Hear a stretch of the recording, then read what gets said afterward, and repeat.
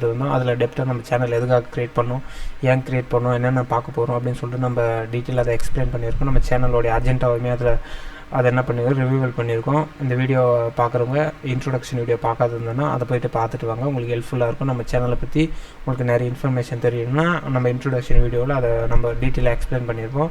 So இன்றைக்கி நம்ம என்ன பார்க்க போகிறோன்னா, ஆக்சுவலாக welcome to art of coding, how to download and install visual studio 2026. அது ஆக்சுவலாக இதை தான் நம்ம பார்க்க போகிறோம். ஸோ இன்றைக்கி வீடியோவில் நம்ம விசுவல் ஸ்டுடியோ 2026 எப்படி இன்ஸ்டால் பண்ண போகிறோம், டவுன்லோட் பண்ணி எப்படி இன்ஸ்டால் பண்ண போகிறோம், அதை தான் நம்ம பார்க்க போகிறோம் கைஸ். ஆக்சுவலாக அதுக்கு முன்னாடி நீங்கள் என்ன பண்ணணும்னா, ப்ரௌசரில் போய்ட்டு நியூ விண்டோ ஓப்பன் பண்ணிட்டீங்கன்னா ஆக்சுவலாக உங்களுக்கு ஷோ ஆகும்.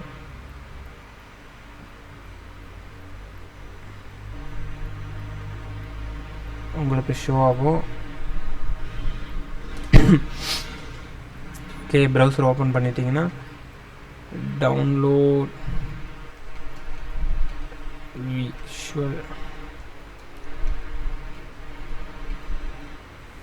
விசுவல் ஸ்டுடியோ அப்படின்னு அந்த நீங்கள் என்டர் பண்ணிங்கன்னா தென் நெக்ஸ்ட் வந்து உங்களுக்கு ப்ரௌசரில் ஸோ லிங்க் உங்களுக்கு ஷோ பண்ண ஆரம்பிச்சிடுவாங்க. ஸோ ஃபஸ்ட்டு வந்து இது வந்து ஏஐயை சஜஸ்ட் பண்ணுறது, ஸோ அது உங்களுக்கு வேணாம். ரெண்டாவது இந்த இடத்துல லிங்க் இருக்குது, நீங்கள் இந்த லிங்க்கை என்டர் பண்ணி நீங்கள் வந்து என்டர் ஆனீங்கன்னா உங்களுக்கு என்ன ஆகுன்னா, ஸோ 3 டவுன்லோடபிள் அப்ளிகேஷன் உங்களுக்கு ஷோ ஆகும். ஸோ நம்மளுக்கு வந்து இது பார்த்திங்கன்னா விண்டோஸ், ஆக்சுவலாக ப்ரௌசர் பாருங்களேன், நம்ம விண்டோஸ் ஓஎஸ்ன்றதில் ஆட்டோமேட்டிக்காக அதுவே நம்மளுக்கு சஜஸ்ட் பண்ணுறது உங்களுக்கு விண்டோஸ் தான் டெஸ்க்டாப், ஸோ நீங்கள் அதை இன்ஸ்டால் பண்ணுங்க அப்படின்னு. இந்த இடத்துல பார்த்திங்கன்னா கம்யூனிட்டி இருக்குது, ப்ரொஃபஷனல் இருக்குது, என்டர்பிரைஸ் இருக்குது. நம்ம இது கம்யூனிட்டி மட்டும்தான் ஃப்ரீ, மற்ற ரெண்டுமே ட்ரையலுக்காக ஃப்ரீ. பட் லேட்டராக அதை என்ன பண்ணணுன்னா அதை வந்து பே பண்ணால் தான் ஒர்க் ஆகும். ஸோ அதனால் இது ரெண்டுமே ஸ்கிப் பண்ணுறேங்க. ப்ரொஃபஷனல் என்டர்பிரைஸ் வேணாம், அது வந்து லார்ஜான அப்ளிகேஷனுக்காக பெரிய பெரிய கம்பெனியில் யூஸ் பண்ணுவாங்க. ஸோ சில ஸ்டார்ட் அப் கம்பெனியில் கம்யூனிட்டி வெர்ஷன் வச்சு மட்டுமே அப்ளிகேஷன் பில்ட் பண்ணுறாங்க. ஸோ இதுலேயே நிறைய ஃபியூச்சர் இருக்குது. ஸோ அதுக்காக நம்ம விசுவல் ஸ்டுடியோக்கு தேங்க்ஸ் சொல்லிக்கலாம். Thanks to Microsoft. ஓகே, நம்ம என்ன பண்ணலாம்னா இதை டவுன்லோட் பண்ணிக்கலாம், community free download. So then next என்ன ஆகுனா, இந்த பேஜ் உங்களுக்கு ரீடைரக்ட் பண்ணோம். இந்த பேஜில் இந்த விசுவல் ஸ்டுடியோ 2026 பற்றி உங்களுக்கு டீட்டெயிலாக எக்ஸ்பிளைன் பண்ணியிருப்பாங்க. ஆக்சுவலாக இது வந்து ஒரு ஐடினா என்னென்னா இன்டகிரேட்டட் டெவலப்மெண்ட் என்விரான்மெண்ட். ஆக்சுவலாக ஒரு சாஃப்ட்வேரை டெவலப் பண்ணுற என்விரான்மெண்ட். எப்படி ஸ்கூல் காலேஜஸில் ஒரு ஃபுட்பால் கிரவுண்டு இருக்குது, ஹாக்கி கிரவுண்டு இருக்குது. ஸோ அது கிரவுண்டு என்னென்னா, நம்ம அவ்வளோ பெரிய கேமை ப்ளே பண்ணோம்னா அவ்வளோ பெரிய கிரவுண்டு தேவை. ஆக்சுவலாக அந்த மாதிரி தான் ஒரு சாஃப்ட்வேர் பில்ட் பண்ணணுன்னா ஒரு ஐடி கண்டிப்பாக தேவை. நாங்கள் படிக்கும்போதெல்லாம் காலேஜில் என்னென்ன பண்ணுவாங்கன்னா, நோட் பேடில் கோடிங் எழுதிட்டு கமெண்ட் லைன் வச்சு எக்ஸிக்யூட் பண்ணோம். ஆக்சுவலாக எங்களுக்குலாம் அப்படி தான் இருந்துச்சு. அப்போ வந்து பெருசாக காலேஜஸ் எல்லாம் இம்ப்ரூவ்மெண்ட் வராத காலம். ஆக்சுவலாக அதை நினச்சா இப்போது எங்களுக்கு வந்து ஒரு மெமரியாக தான் இருக்குது. ஆக்சுவலாக அதில் கோட் பண்ணுறதும் கொஞ்சம் நல்லா இருக்கும். என்ன கோட் பண்ணுறோம், ஏது பண்ணுறோன்னே தெரியாது. ரன் பண்ணும்போது தான் என்னென்ன பக் வருது, எங்கே மிஸ்டேக் பண்ணியிருக்குன்னு ஆக்சுவலாக அங்கே தான் நம்மளுக்கு தெரியும். ஸோ உங்களுக்கு அந்த மாதிரி இல்லாத டெக்னாலஜி ரொம்பவே வந்து ஸோ டெவலப் ஆகிருக்கு ஆஃப்டர் கோவிடுக்கு அப்புறம். ஸோ அதனால் நம்ம ஈஸியாக டெவலப்மெண்ட் பண்ணலாம். ஸோ கைஸ், நம்ம நெக்ஸ்ட் வீடியோக்குள்ளே போயிடலாம். நம்ம நாய்ஸை ரெடியூஸ் பண்ணிக்கலாம். ஓகே, இதில் என்னென்ன பண்ணலான்னு சொல்லிவிட்டு, என்னென்ன நீங்கள் அப்ளிகேஷன் டெவலப் பண்ணலான்னு சொல்லிவிட்டு அவங்களே கொடுத்துருங்க. C++, டெஸ்க்டாப்புக்காக .NET, desktop, web, game, cloud, machine learning எல்லாமே அவங்க எக்ஸ்பிளைன் பண்ணியிருக்காங்க. Node.js, full stock development, so எல்லாமே அவங்க கொடுத்துருக்காங்க. ஆக்சுவலாக இது சின்ன இடத்துல நீங்கள் பார்த்தீங்கனாலே உங்களுக்கு தெரியும் என்னென்னலாம் நீங்கள் இதில் ஐடியில் யூஸ் பண்ணலாம் அப்படின்னு சொல்லிட்டு. ஆக்சுவலாக நம்மளுக்கு டவுன்லோட் ஆகிடுச்சு. ஸோ டவுன்லோடு ஓப்பன் ஃபைல் கொடுத்தோன்னா ஸோ உங்களுக்கு ஆக்சுவலாக ஓப்பன் ஆகுது. ஸோ விசுவல் ஸ்டுடியோ இன்ஸ்டாலரை நீங்கள் இன்ஸ்டால் பண்ணணுமா அப்படின்னு கேட்குது. ஆக்சுவலாக எஸ் கொடுத்தோன்னா என்ன ஆகுனா, அந்த இன்ஸ்டாலர் வந்து உங்களுக்கு இன்ஸ்டால் ஆகும். ஆக்சுவலாக நான் வந்து ட்ரை பண்ணியிருக்கேன், அதனால் எனக்கு அது ரொம்ப குயிக்காக நடக்கும். உங்களுடைய இன்டர்நெட் ஸ்பீட் அண்டு உங்களுடைய இன்டர்நெட் ஸ்பீடை பேஸ் பண்ணி தான் இது எவ்வளோ ஃபாஸ்ட்டாக நடக்கும் அப்படின்னு. ஆல்ரெடி நான் டவுன்லோட் அண்ட் இந்த இன்ஸ்டாலர் வந்து நான் பிஃபோராக வந்து இன்ஸ்டால் பண்ணதுனால எனக்கு இவ்வளோ ஸ்பீடாக நான் வந்துச்சு. உங்களுக்கு மினிமம் 1 மினிட் ஆகலாம். ஸோ நெக்ஸ்ட் வந்து இப்படி தான் வந்துச்சு. இது என்னென்னா, எனக்கு புதுசாக அப்டேட் வெர்ஷன் வந்திருக்கு, நீங்கள் அப்டேட் பண்ணுறீங்களா அப்படின்னு சொல்லிட்டு அவங்க சஜஸ்ட் பண்ணுறாங்க. ஸோ நான் அதை க்ளோஸ் பண்ணிடுறேன். இது வந்து நான் ஆல்ரெடி இன்ஸ்டால் பண்ணதெல்லாம் எனக்கு இந்த பேஜ் வருது. உங்களுக்கு டேரெக்டாக எந்த பேஜ் ஷோ ஆகுனா உங்களுக்கு ஷோ பண்ணுறேன். ஆக்சுவலாக இந்த பேஜுக்கு போயிடுங்க. நீங்கள்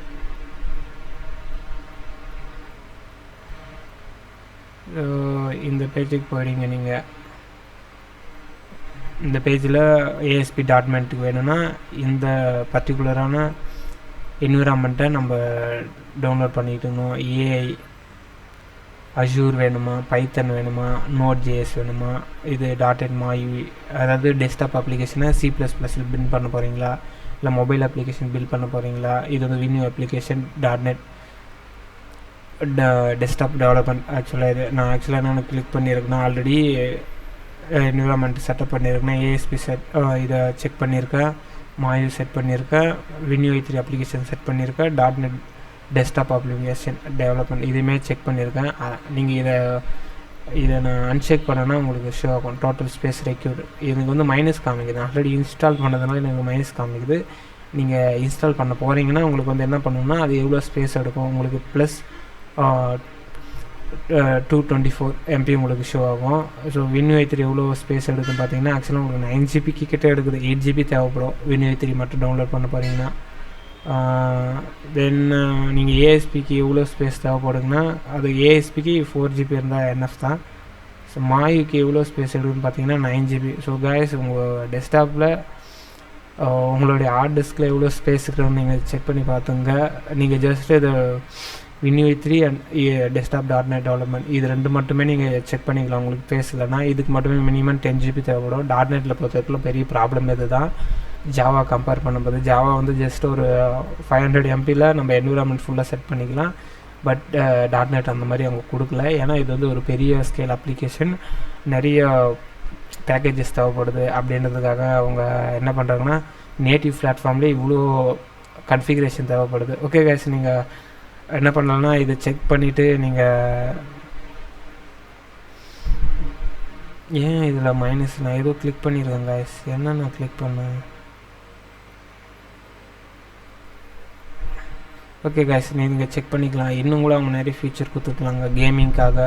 அப்புறம் டேட்டா பேஸில் லினக்ஸ், மேக், ஸோ இதையுமே நம்ம ஒர்க் பண்ணுறதுக்கு இதெல்லாம் யூஸ் பண்ணிக்கலாம். கைஸ் டேட்டா சயின்ஸ் அனலிட்டிக்ஸ்க்குமே அவங்க கொடுத்துருக்காங்க. ஓகே, நீங்கள் எது வேணுமோ அதை செக் பண்ணிவிட்டு இன்ஸ்டால் வைல் டவுன்லோடிங் கொடுத்தீங்கன்னா உங்களுக்கு என்ன ஆகுனா ஆக்சுவலாக அந்த 10 GB டவுன்லோட் பண்ணி இன்ஸ்டால் பண்ணும். ஸோ அது வரைக்கும் நீங்கள் வெயிட் பண்ணி தான் ஆகணும். So no option guys. நான் இது ஆல்ரெடி இன்ஸ்டால் பண்ணதுனால இதை க்ளோஸ் பண்ணிக்கிறேன். ஸோ உங்களுக்கு டவுன்லோட் பண்ணி இன்ஸ்டால் பண்ண உடனே உங்களுக்கு எப்படி ஷோ ஆகும்னு பார்த்தீங்கன்னா 1 minute கைஸ். ஓகே, நீங்கள் என்ன பண்ணலான்னா ஜஸ்ட் இது ரைட் கிளிக் பண்ணி ஸோ இது கிளிக் பண்ணோன்னா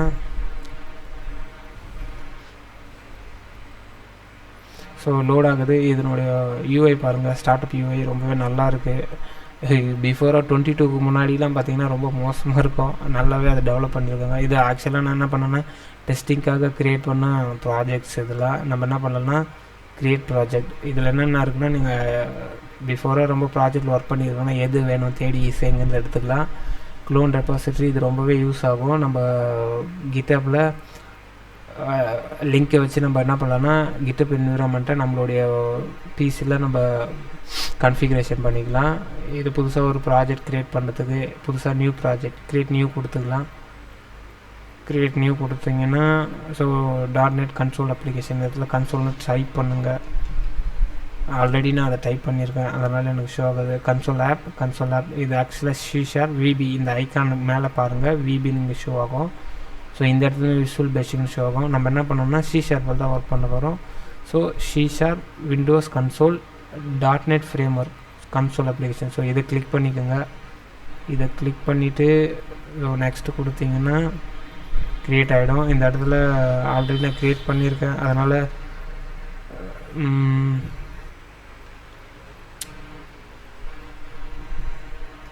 மை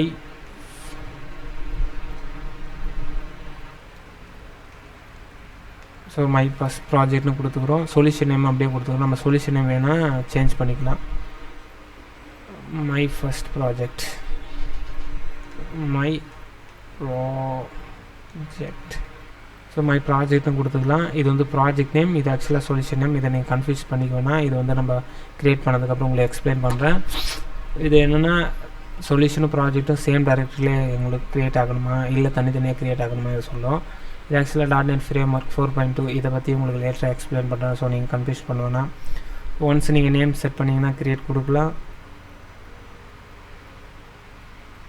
ஸோ நம்மளுடைய ப்ராஜெக்ட் க்ரியேட் ஆகுது. அவ்வளோதான் guys. நம்ம எப்படி ஒரு ஐடியை விசுவல் ஸ்டுடியோ ஐடியை டவுன்லோட் பண்ணி இன்ஸ்டால் பண்ணுறது எப்படின்னு இந்த வீடியோவில் பார்த்தோம். ஸோ நீங்கள் இது இருக்கிற இந்த வீடியோ வாட்ச் பண்ணது ரொம்ப தேங்க்யூ. நெக்ஸ்ட் வந்து இதுதான் உங்களுடைய UI இப்படி தான் இருக்கும் நீங்கள் இன்ஸ்டால் பண்ணோன்னே. ஸோ இதில் ஃபஸ்ட்டு உங்களுக்கு என்ன விஷயம் உங்களுக்கு வந்து டீச் பண்ணுறேன்னா முதல்ல இதை தெரிஞ்சு வச்சுங்க. ஆக்சுவலாக நம்மளுடைய UIயை ஜூம் பண்ணிக்கலாம். ஸோ நான் 150 வச்சுருக்கேன், 200 கூட உங்களுக்கு வைக்கிறேன். என்னென்னா உங்களுக்கு ஷோ பண்ணுறதுக்கு ரொம்ப ஈஸியாக இருக்கும். ஆக்சுவலாக இது எல்லாமே packages using system.collection generic system.link system.text system.threading.task. So இது எல்லாமே ஒரு பேக்கேஜஸ். இதுதான் guys நேம் பேஸ். இது ஜாவாவில் வந்து என்ன சொல்லுவாங்கன்னா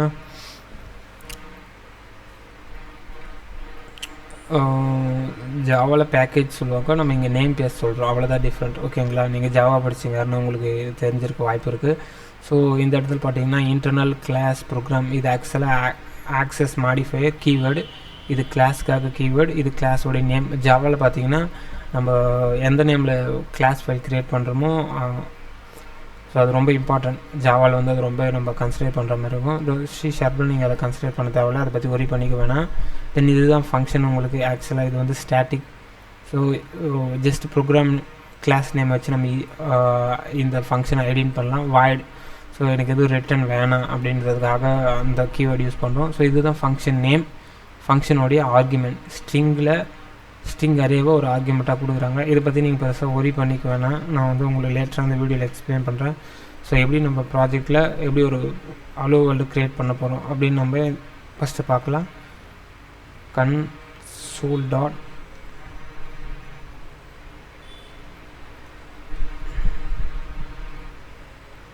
sorry guys. ஸோ நான் அதுவே சஜஷன் பண்ணோம். இதுக்குள்ளே ஒரு ஸ்ட்ரிங்னு பேராமீட்டர் இருக்குது. என்ன பண்ணலான்னா welcome to art of coding. Okay guys, இந்த இடத்துல உங்களுக்கு ஒரு விஷயம் நீங்கள் நோட் பண்ணுங்கள். ஸோ நம்ம கோடிங் எழுதுகிறோம். இது கன்சோல்ன்றதுமே ஒரு ஸ்டாட்டிக் கிளாஸ் தான். ஆக்சுவலாக இங்கே பார்த்தீங்கன்னா reference standard input output error stream and console application. So this class can not be inherit to browse the .NET Framework source code for this type. See the reference source. நீங்கள் வேணால் இந்த reference பார்த்துங்க, இது என்ன ரேட்லாம் பண்ண முடியாது அப்படின்னு சொல்லுவாங்க. ஸோ இன்னரேட்டிங்ஸ்னால் என்ன அப்படின்னு சொல்லிட்டு நம்ம லேட்டரான வீடியோவில் பார்க்கலாம். நீங்கள் அதை கன்ஃபியூஸ் பண்ணிக்க வேணாம். ஸோ அவ்வளோதான் guys. இப்போ பார்த்தீங்கன்னா இது இருக்குல்ல, இதுதான் ஸ்டார்ட். இது வந்து எனி CPU, இது கான்ஃபிகர் அனிமேஷன். இதுவும் நம்ம லேட்டராக பார்க்கலாம். டீபக் இல்லை ரிலீஸாக.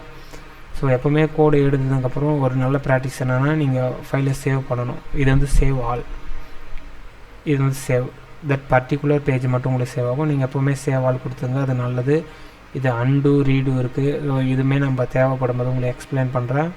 இங்கே ஆயிடுச்சுங்களா நிறைய ஆப்ஷன் இருக்குது. இதெல்லாம் என்னதுன்னு நீங்கள் ஒரி பண்ணிக்கணும். ஃபஸ்ட்டு எப்படி ஒரு கோடை எக்ஸிக்யூட் பண்ணலான்னு பார்க்கலாம். நம்ம ஆக்சுவலாக கோடு எழுதிட்டோம். ஓகே, இதுதான் நம்ம ஃபஸ்ட்டு கோட். இது ஆக்சுவலாக ஃபங்க்ஷன். பாருங்கள், இது கிளாஸ் ஃபங்க்ஷன் கோடு. ஓகேங்களா? இப்போ இந்த கோடு தான் நம்ம எக்ஸிக்யூட் பண்ண போகிறோம். ஓகே, ஸ்டார்ட் கொடுக்குறேன். என்ன அதை பார்க்கலாம். உங்களுக்கு இந்த இடத்துலையுமே ஒரு ட்ரிக்ஸ் இருக்குது, நீங்கள் பாருங்கள் வெயிட் பண்ணி.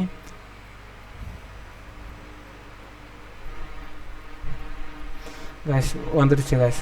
ஸோ உங்கள் பிசியில் உங்களுடைய CPU பெர்ஃபார்மன்ஸை பற்றி இது லேட் ஆகலாம். இந்த இடத்துல பார்த்தீங்கன்னா கோட் ரன் ஆயிடுச்சு, பட் ஸ்டாஃப் ஆகிடுச்சு. உங்களுக்கு பார்த்தீங்கன்னா அவுட்புட் தோ வந்துருச்சுங்களா காய்ஸ். ஒரு கிளாப் பண்ணுங்கள். நம்மளுக்கு அவுட்புட் வந்து ரிட்டர்ன் ஆகிடுச்சு. Okay, welcome to art of coding. So output return ஆகிடுச்சு. ஸோ ஆனால் அப்ளிகேஷன் வந்து எண்ட் ஆகிடுச்சு. ஸோ இதை எண்ட் ஆகாமல் இருக்கணும் அப்படின்னா என்ன பண்ணலான்னு பார்க்கலாம். So hello. ஸோ இது நவ் ஏஐ வேர்ல்டு இல்லை, அதனால் நம்ம என்ன பண்ணுவோம், ஏஐ வேர்ல்டு. கேப்ஸ்லேயே கொடுத்துக்கலாம். நம்ம ப்ராஜெக்ட் வந்து ரன் ஆகிட்டே இருக்கணும்னா, டெர்மினேட் ஆகக்கூடாதுன்னா, எப்போ ஒரு கீயை நம்ம கொடுக்குறோமோ அப்போ தான் கைஸ் டெர்மினேட் ஆகும். அது வரைக்கும் எல்லாமே இது ரன்னில் தான் இருக்கும். பாருங்கள், ஸ்டார்ட் கொடுக்குறேன். அவ்வளோதான் கைஸ், ஹலோ ஏ வேர்ல்டு. ஓகே, நம்ம ஹலோ வேர்ல்டு ப்ராஜெக்டை எப்படி பண்ண போகிறோன்றதையும் நம்ம பார்த்துட்டோம். ஓகே கைஸ், இவ்வளோதான் கைஸ். ஆனால் இப்போ பார்த்தீங்கன்னா நம்மளோட ப்ராஜெக்ட் வந்து டெர்மினேட் ஆகலை. ஆக்சுவலாக இப்போ நீங்கள் ஸ்டாப் பண்ண போகிறீங்களா அப்படி கேட்குது. பிஃபோர் என்னாச்சுன்னா அது ஸ்டாப் ஆகிடுச்சு. என்ன ரீசன்னா, இந்த console.read key அப்படின்னு அந்த கோடு என்ன பண்ணணும்னா, இந்த கன்சோலை ஏதாச்சும் ஒரு கீ என்ட்ரு பண்ணால் தான் நம்மளுடைய ப்ராஜெக்ட் வந்து டெர்மினேட் ஆகும். ஸோ அதுதான் அந்த சிங்கிள் லைன் ஆஃப் கோடோடைய ஒர்க். ஓகேங்களா? ஸோ இதை பற்றி நம்ம லேட்டராக பார்க்கலாம். ஸோ கைஸ், இதுதான் நம்மளுடைய ஆக்சுவலாக இந்த வீடியோவில் நம்ம கற்றுக்கிட்டது. என்ன பார்த்தோன்னா, நம்ம எப்படி ஒரு விசுவல் ஸ்டுடியோ